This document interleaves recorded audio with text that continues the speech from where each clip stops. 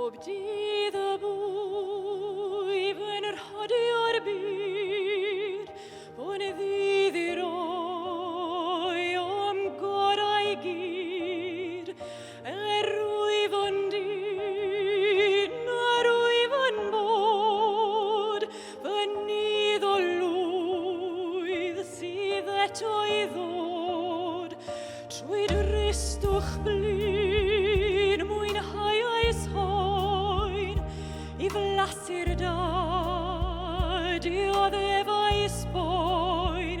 a blan a lawr, ond hyd yn nawr, rwy'n iach fy nghroen,